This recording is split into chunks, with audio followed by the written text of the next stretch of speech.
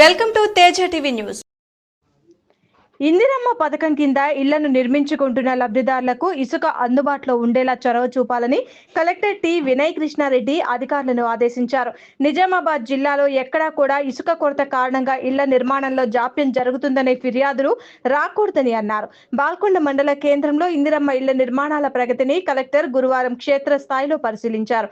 బాల్కొండ మండల కేంద్రంలో 41 మందికి ఇందిరమ్మ ఇళ్లను మంజూరు చేయగా లబ్ధిదారులందరూ ఇళ్లను నిర్మించుకునేలా తోడ్పాటును అందించాలని సూచించారు.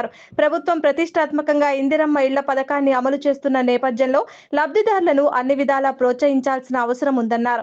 ఇందులో భాగంగా ఇళ్ల నిర్మాణాలకు ముందుకు వచ్చే వారికి ఉచితంగా ఇసుక అందుబాటులో ఉండే విధంగా చర్యలు తీసుకోవాలని ఆదేశించారు.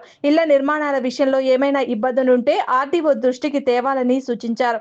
ఏకదాటి వర్షాలు కురిస్తే వాగులు, నదుల్లో వరద జలాలు చేరుకొని ఇసుక లభించే పరిస్థితి ఉండదని, దీన్ని దృష్టిలో పెట్టుకుని సరిపడా ఇసుక నిల్వలను ఇందిరమ్మ లబ్ధిదారులకు సమకూర్చుకునేలా చూడాలన్నారు. లబ్ధిదారులను ప్రోత్సహిస్తూ త్వరితగతిన నిర్మాణాలు పూర్తి చేసేలా పర్యవేక్షణ జరపాలని కలెక్టర్ సూచించారు. ఈ కార్యక్రమంలో ఆర్మూరు ఆర్డీఓ రాజాగౌడ్, ఎంపీడీఓ విజయభాస్కర్ తదితరులు పాల్గొన్నారు.